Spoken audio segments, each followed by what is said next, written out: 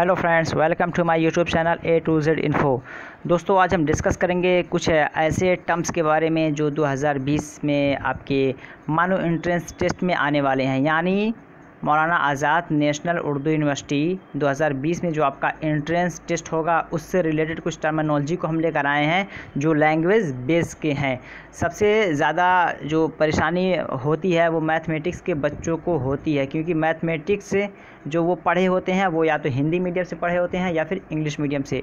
उनका पूरा कॉन्सेप्ट तो क्लियर होता है कि हिंदी में से क्या कहते हैं, इंग्लिश में क्या कहते हैं, ट्रायंगल को क्या बोलते हैं, रेक्टेंगल को क्या बोलते हैं, ठीक है, स्क्वायर को क्या बोलते हैं, ओवल को क्या बोलते हैं। ये जितने टर्म्स हैं उनके अपने आप में सेंस में वो क्लियर है, लेकिन जब उन्हीं को हम उर्दू में ट्रांसलेट करते हैं तो बहुत ज़्यादा दुश्वारी हो जाती है कि पूछा क्या जा रहा है। चूँकि हमें पता है लेकिन हमको पता नहीं है कि वो स्क्वायर के बारे में पूछा जा रहा है या रेक्टेंगल के बारे में पूछा जा रहा है। तो हम टर्म्स को आज समझेंगे। ये मैं कुछ लेकर आया हूं, चूँकि काफ़ी दिक्कत हुई, काफ़ी बच्चों का कमेंट आया कि सर मैथमेटिक्स का करवाइए, और उन सभी के साथ एक ही जेन्युइन इशू है कि सर उसके टर्म्स समझ में नहीं आते हैं कि उसमें पूछा क्या जा रहा है। ठीक है, तो इंशाल्लाह ये जो मैं वीडियो लेकर आया हूँ ये वीडियो मैं कुछ दिन कंटिन्यू करूँगा इसको, और इसके कंटिन्यू करने के बाद अगर आप लोग को अच्छा लगेगा तो ज़रूर बताइएगा कि इसे कंटिन्यू करने की ज़रूरत है कि नहीं, क्योंकि ये स्पेशल टर्म्स हैं मैथमेटिक्स के। ठीक है, अगर इन मैथमेटिक्स के टर्म्स को आप कर ले रहे हैं तो आपको बहुत ज़्यादा फ़ायदा होने वाला है।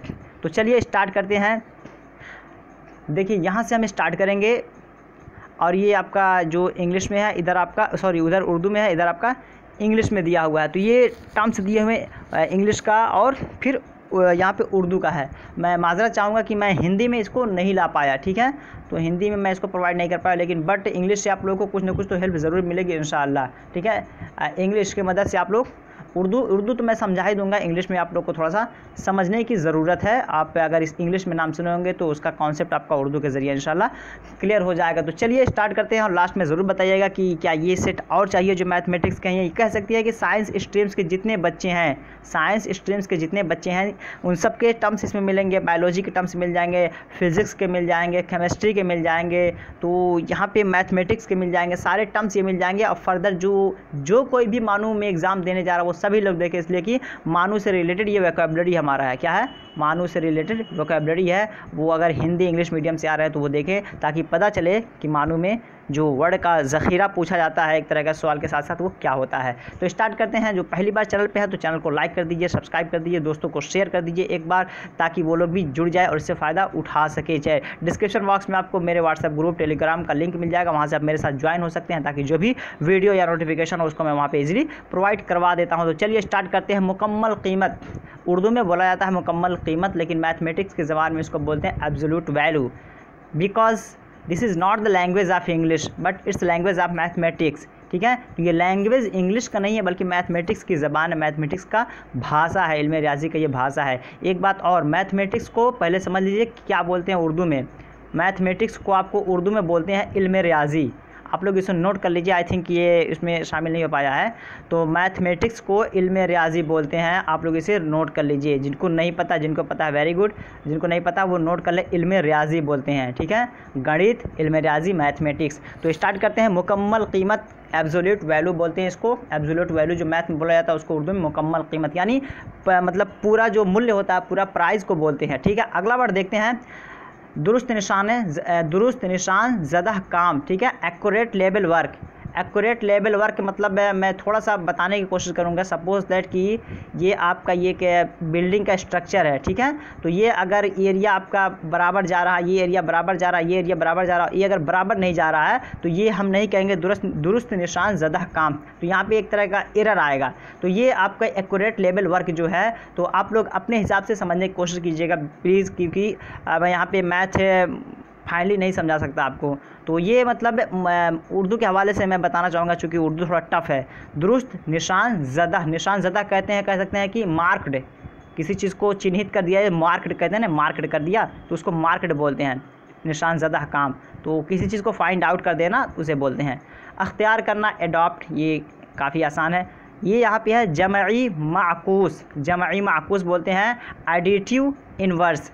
एडिटिव इन्वर्स क्या होता है, ये जमाई माकूस क्या होता है, ये माकूस कहते हैं अक्स को, रिफ्लेक्शन को, ठीक है। यानी सपोज दैट कि एक हम ट्रायंगल बना लेते हैं, एक ट्रायंगल हम बनाते हैं, अगर इसका शेडो यहाँ पे नीचे पड़ रहा है कुछ, तो ठीक है, ये एक तरह का ये उसका माकूस होगा, अक्स होगा, ठीक है, ये उसका एक तरह का कह सकते हैं कि इन्वर्स होगा।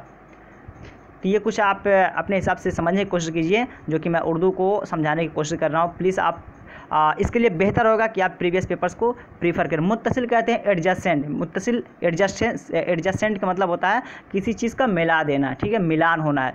सपोज दैट कि आपके पास से 2 स्टिक है, ठीक है, और अगर इसको आप इस तरह जोड़ दे रहे हैं, यहाँ पे टाई कर देना है, यहाँ पे कटा हुआ है, तो ये आपका एडजस्टेंट कर देना, जोड़ देना, मिला देना, इसे बोलते हैं, ठीक है। अगला है मुसल्लस की मुत्तसिल सिम्त, adjacent side of a triangle.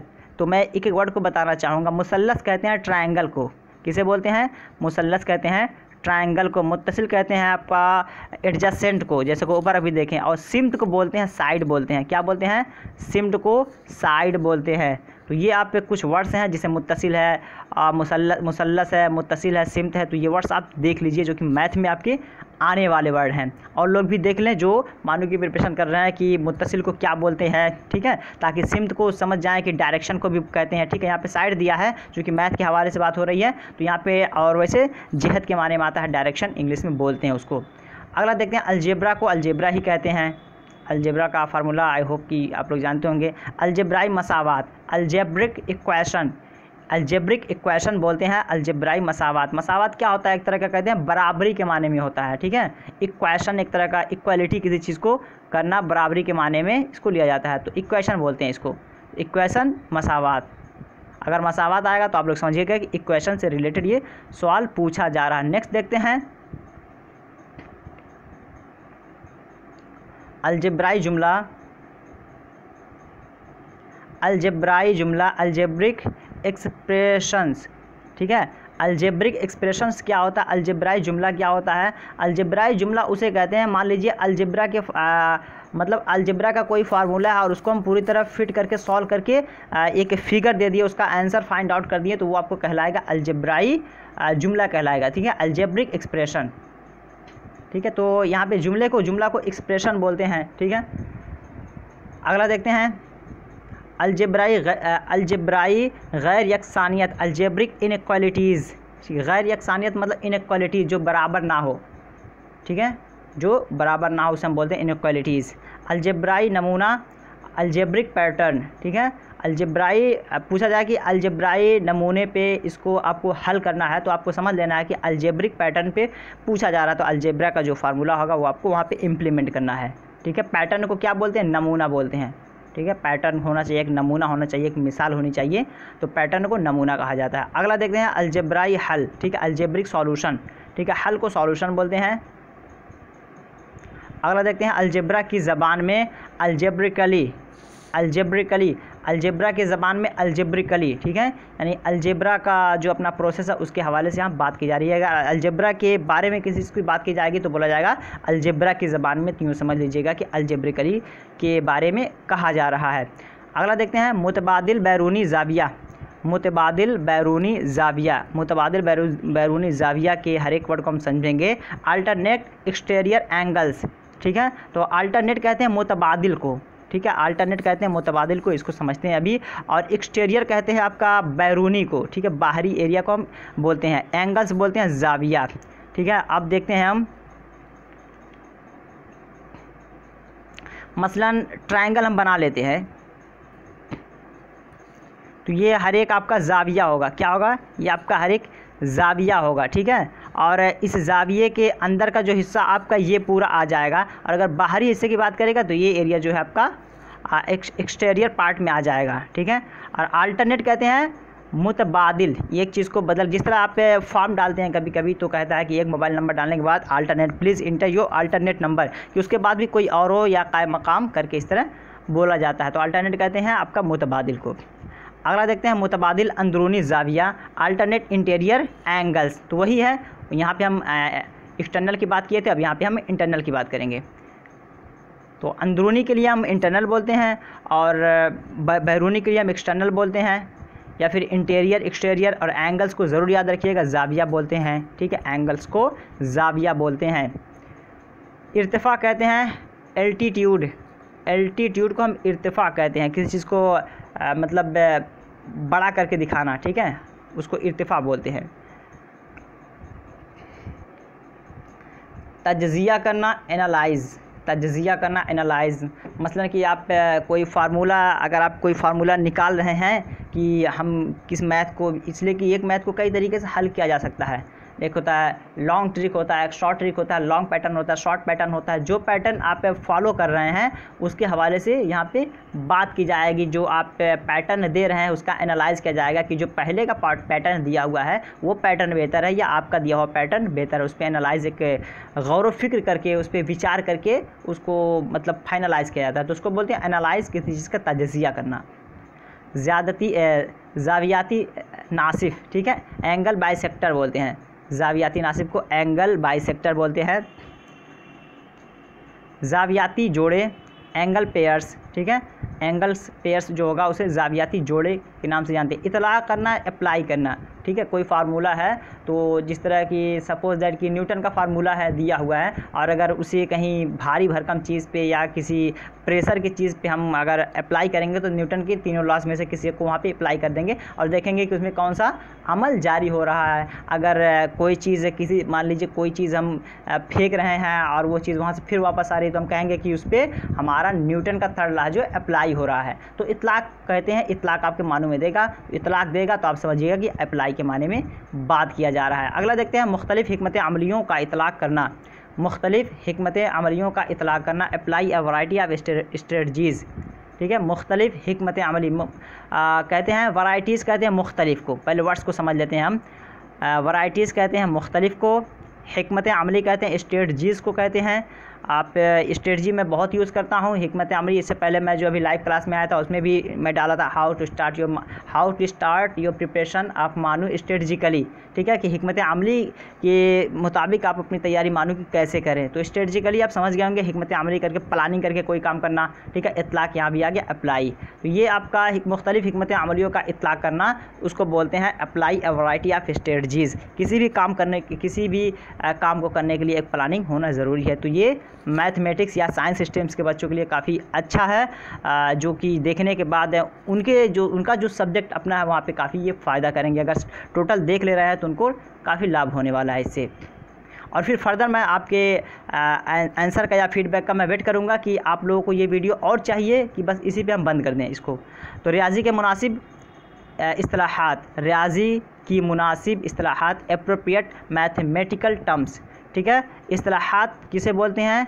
इस्तिलाहात बोलते हैं टर्म्स को, टर्मिनोलॉजी। जिस तरह आप ये वर्ड्स जितने भी पढ़ रहे हैं यहाँ पे देख रहे हैं, ये इस तरह के मैथमेटिकल टर्म्स इसको कहा जाता है, यानी इल्म रियाजी के इस्तिलाहात बोला जाता है इन्हें। तो क्या कहते हैं? रियाजी के मुनासिब इस्तिलाहात यानी एप्रोप्रिएट मैथमेटिकल टर्म्स, यानी इल्म रियाजी में या गणित में जो मतलब विशेष शब्द का प्रयोग किया जाता है या स्पेसिफिक वर्ड्स का इस्तेमाल होता है, ख़ास अल्फाज का इस्तेमाल होता है, उसके हवाले से हम बात करते हैं। जिस तरह मैथ की ज़बान अलग होती है अपने आप में, रेक्टेंगल है, स्क्वायर है, ट्रायंगल है, ओवल है, ठीक है, स्फेयर है, ये सारे वर्ड्स अपने आप में मैथ से मुतालिक हैं, तो ये मैथ की ज़बान में उसको बोला जाता है। अगला देखते हैं मुशाबिहत, अप्रोक्सीमेशन, ठीक है, अप्रोक्सीमेशन मुशाबिहत को बोलते हैं। कौस कहते हैं, आर्क को कौस कहते हैं। कौस क्या होता है? ये कि कौस से बाढ़ के मिसल का होता है, ठीक है, बाढ़ के मिसल का होता है। चलिए, तो आज समझ लीजिए कि अगर आर्क पूछ रहा है तो उसे कौस पूछा जाएगा। जिस तरह आप लोग अगर धनुष आप लोग पढ़े होंगे किस मैथमेटिक्स की दुनिया में उसे क्या बोलते हैं या उस पर कौन सा लॉ इम्प्लीमेंट होता है, तो वो आप समझ जाएंगे उसको, ठीक है।